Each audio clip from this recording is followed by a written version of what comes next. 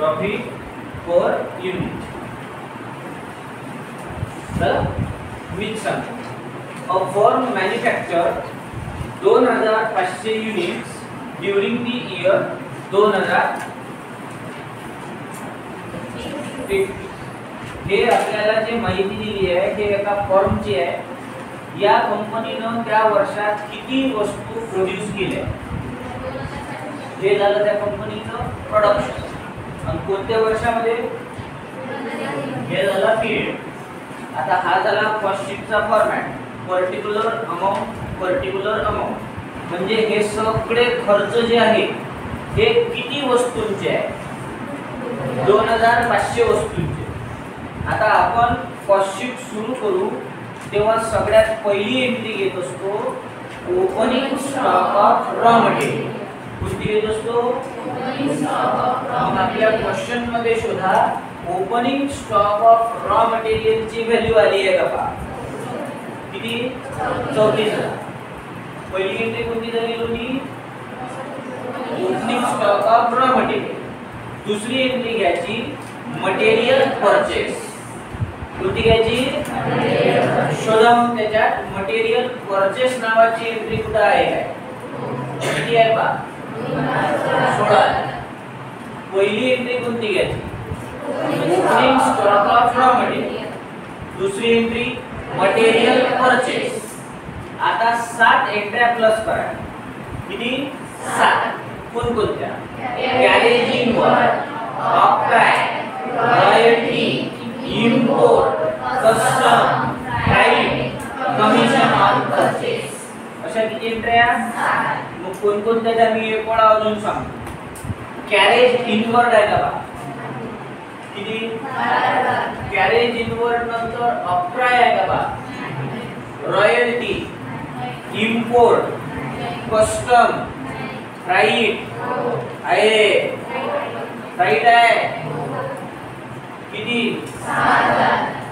त्याच्यानंतर commission on purchase आहे का मग अशा किती एंट्र्या प्लस होत असते 7. 7 पैकी आपल्या किती आल्या 2च लिहिल्या. एवढ्यांची टोटल करून घ्या 268. याला कोणतंच नाव द्यायचं नाही. डबल एक करा. सगळ्यात पहिली एंट्री कोणती दुसरी एंट्री मटेरियल परचेस. मग 7 एंट्र्या प्लस करायच्या कोणकोणत्या गॅरेजिंग वर octroi royalty import custom price commission on purchase. 7 पैकी जेवढ्या आल्या तेवढ्या लिहायच्या. याची टोटल किती. आता याच्यामधून 3 एंट्र्या मायनस करायच्या किती 3. पहिली मायनस करायची closing stock of raw material आहे का पहा त्याच्यात 29,000. अजून एक एंट्री मायनस करायची परचेस रिटर्न आहे का पहा आहे परचेस रिटर्न. आणि अजून एक एंट्री मायनस करायची सेल ऑफ वेस्टेज आहे का पहा नाही आहे. मग ह्या दोनच एंट्र्या मायनस करा 2,21,000. याला नाव द्यायचं मटेरियल कन्झ्युम. काय नाव द्यायचं मटेरियल कन्झ्युम. म्हणजे जर आपण 2500 वस्तू तयार करू तर याच्यासाठी आपल्याला मटेरियल किती रुपयाचं लागतं. हा खर्च काय आहे फक्त मटेरियल. एवढा कालच्या पेपर मधलं घेतलं होतं आपण. एवढा प्रश्न किती मार्काचा आहे ते 4. एवढं पाठ झालं पाहिजे. चला एक वेळा अजून घेऊ हा का नाही घेऊ. हा पहिल्या नंबरची एंट्री कोणती दुसरी एंट्री मटेरियल परचेस. 7 एंट्र्या प्लस करा 7 हा कॅरेजिंग वर octroi royalty import custom price commission on purchase. 7 पैकी जेवढ्या आल्या तेवढ्या लिहायच्या. याची टोटल करायची. मग याच्यातून 3 एंट्र्या मायनस करायच्या किती 3. Closing stock of purchase sale of wastage. तर आपल्या 3 पैकी किती आल्या 2च मायनस केल्या. याला नाव द्यायचं मटेरियल कंझ्युम. आता मटेरियल कंझ्युम नंतर आणखी 2 एंट्र्या ऍड करायच्या, डायरेक्ट वेजेस आणि डायरेक्ट एक्सपेन्स.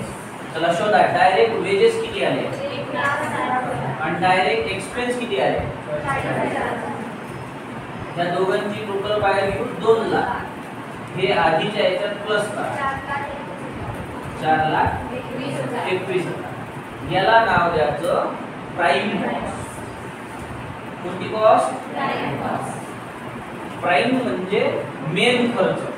किती झाले? 4,21,000. इथपर्यंत होईल पाठ. एक वेळा घेऊन घ्यायचा. चला सगळ्यात पहिली एंट्री करू. आजच पाठ झाला पाहिजे. हा दुसरी एंट्री मटेरियल परचेस. मग 7 एंट्र्या प्लस करायच्या. जानू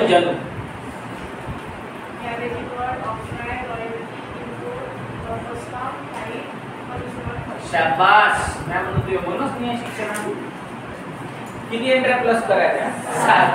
carriage inward, operate, royalty, import, custom, time, commission on purchase. मग 3 एंट्र्या अजून मायनस करायच्या. Closing stock of raw material, purchase return, sale of wastage. त्याला नाव द्यायचं मटेरियल कंझ्युम. मग 2 एंट्र्या ऍड करायच्या, डायरेक्ट वेजेस, डायरेक्ट एक्सपेन्स. हे झाली आपली प्राइम कॉस्ट. आता इथून पुढचा चार्ट पाठ केला नाही तरी चालेल, आपण लक्षात ठेवू शकतो. आता याच्या नंतर आपलं प्रोडक्शन कुठं जाईल? फॅक्टरी. मग ऍड करायचे फॅक्टरीचे ओव्हरहेड. कायचे ओव्हरहेड? फॅक्टरी. चला पहा त्याच्यात फॅक्टरी तुझे कोणते कोणते खर्च वाटते. Factory rent. ओके. किती? 14. त्याच्यानंतर पहा हीटिंग आहे, लाइटिंग अँड हीटिंग म्हणजे किती आहे हीटिंग? हीटिंग नंतर फॅक्टरीचा पहा फ्यूल, पॉवर, इनडायरेक्ट कोणता? पैसे.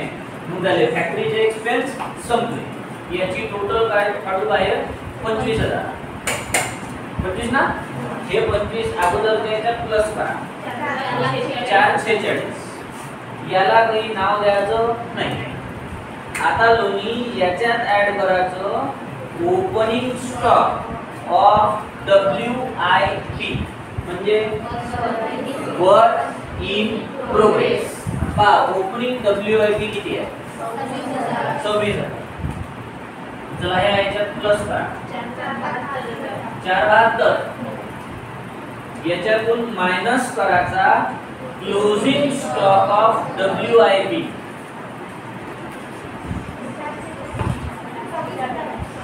क्लोजिंग किती आहे? 26,000 आहे. ओके. या मायनस करून उरले 4,46,000. याला नाव द्यायचं फॅक्टरी कॉस्ट किंवा यालाच म्हणत असतात वर्क. म्हणजे 2,500 वस्तू जर आपल्याला तयार करायच्या आहे तर फॅक्टरी पर्यंत खर्च किती? कुठपर्यंत खर्च आहे हा? फॅक्टरी पर्यंत.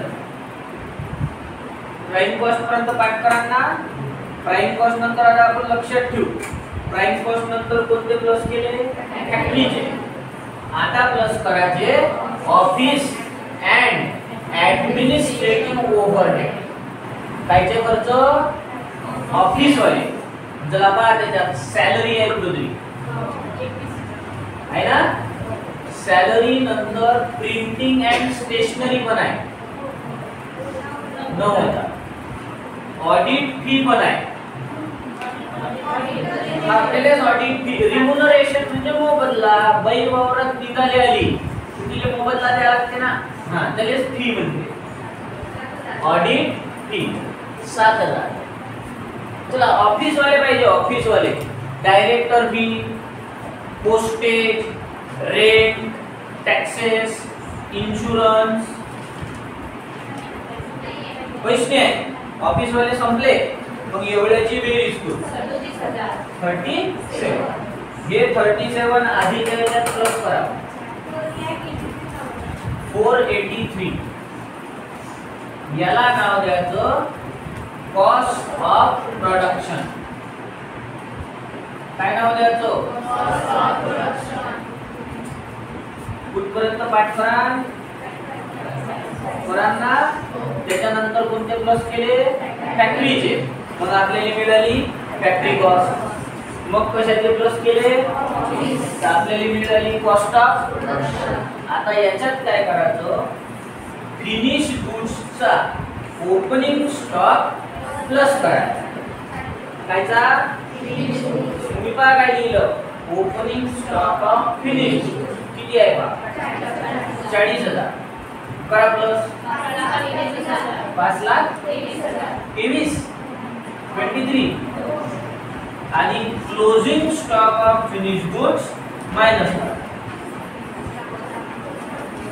35,000. किती उरले सांग? 4,500. याला नाव देत असते कॉस्ट ऑफ गुड्स सोल्ड. काय नाव देत असते? Cost of goods sold.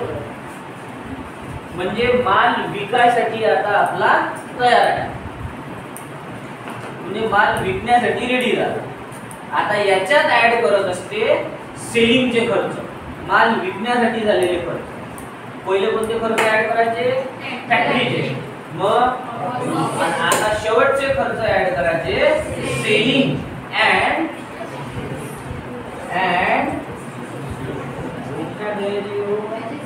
Distribution.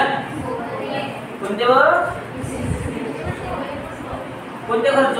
Selling आणि डिस्ट्रीब्युशन. मग आता सेलिंग आणि डिस्ट्रीब्युशनचे खर्च कोणते आहेत? काय? माल नेण्याचे खर्च. माल कायच्यासाठी नेत असते? सेलिंग साठी. कॅरेज आउटवर्ड आहे. कॅरेज आउटवर्ड हा माल नेण्याचा खर्च आहे. किती? 90,000. चला पहा. Travelling expense. इसले काय? ट्रॅव्हलिंग म्हणजे ते पेट्रोल पाण्यासाठी खर्च. कायच्यासाठी भेटते रे पेट्रोल पाण्याचे खर्च पैसे? सेल झाला ते ना सेल्समॅन लोक. म्हणजे ट्रॅव्हलिंग खर्च हा कायचा आहे? सेलिंगचा. किती? 7. अजून पहा बॅड डेट, ऍडव्हर्टाइजमेंट आहे. ऍडव्हर्टाइजमेंट कशासाठी होते? त्याला ऍडव्हर्टाइजमेंटचे पैसे वेगळ्या प्रकारे दिले आहे. किती रुपये? 6 रुपये पर युनिट. आपण किती वस्तू विकल्या? 2,500. आणि एका वस्तूचा खर्च किती झाला? 6 रुपये. म्हणजे किती? 15,000. 15 कोण आले? फक्त. चला अजून पहा सेलचा कोणता खर्च आहे? झाले. मग एवढ्या सेलची टोटल करा 31. हे आधीच्या याच्यात प्लस करा 19. याला नाव द्यायचं म्हणजे जर आपल्याला 2,500 वस्तू तयार करायच्या आहे तर आपला टोटल खर्च किती? 5,19,000. त्या खर्च टोटल आहे. आता कॉस्ट शीटच्या रोजच्या प्रश्नावर येऊ ना. ह्या कॉस्ट शीटचा बेनिफिट काय आहे? तर ह्या कॉस्ट शीटचा बेनिफिट असा आहे का आपण प्रत्येक स्टेजवर आपला खर्च करू शकतो. एका स्टेपवर मटेरियलचा खर्च किती दिसून राहिला बोर्डावर? तो तुमचं वय झालं, तोंडातून आवाज नाही निघून राहिला. कोई पेता गीता काय? ग्लायसेन मानू त्या बाबूले हमारे मामू नाही रे. कॉस्ट शीटचा फायदा रोजच सांगू लागलो बाबा. हे कॉस्ट शीट किंवा कॉस्ट अकाउंटचं काय काम आहे? पहिल्या सेमिस्टरला कोणतं शिकलो आपण?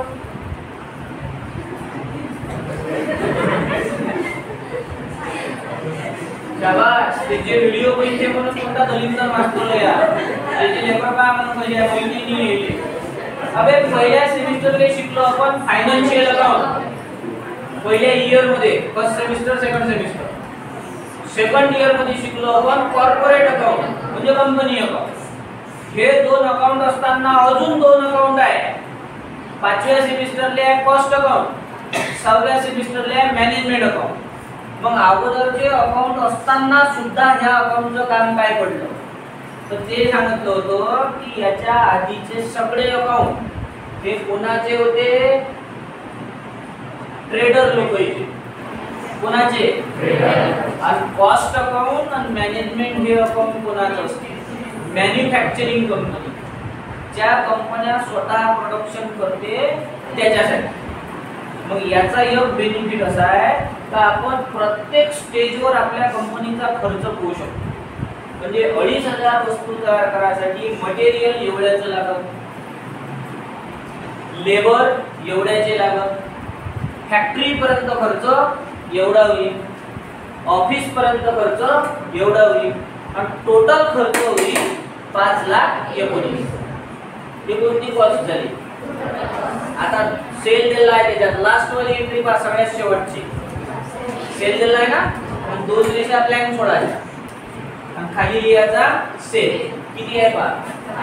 5 लाख. किती? 5,25,000. आता पहा आपला टोटल खर्च किती झाला? 5,19,000. आणि आपण वस्तू कितीले विकल्या? याच्यामधून हे मायनस करा. प्लस आले का मायनस आले? मायनस कशी? आकाश मायनस कशी येणार बा? 5,25,000 5,19,000 हे असं केलं आहे मी. किती आले? मायनस आले का प्लस आले? प्लस आले तर हे झालं प्रॉफिट. आणि याचा अजून एक बेनिफिट आहे, याच्यात आपण प्रत्येक युनिटचा खर्च काढू शकतो. कायचा? प्रत्येक युनिटचा. कसा? तर हे सगळे खर्च किती वस्तूचे आहे तर आपण काय करू शकतो, सगळ्यांना 2,500 ने डिवाइड करू शकतो. म्हणजे आपल्याला एका एका वस्तूचा खर्च भेटतो. पण सगळ्यांना डिवाइड करायचे नाही. आपण काय करायचं, ह्या 3 प्राइस काढून घ्यायच्या. सांगितलं तरी नाही सांगितलं. चला टोटल खर्च किती झाला? 19,000 डिवाइडेड बाय 2,500 207.6 पर युनिट. म्हणजे एक वस्तू तयार करायचा खर्च एवढा. किती वस्तू झाल्या? एकाचा. किती कसं? 6,000 डिवाइडेड बाय 2,500 म्हणजे एका वस्तूवर प्रॉफिट किती झालं? 2.4. इथेही कसं 200 म्हणजे एक वस्तू किती गेली? 210. मतलब लिया लियासाठी तयार आहे.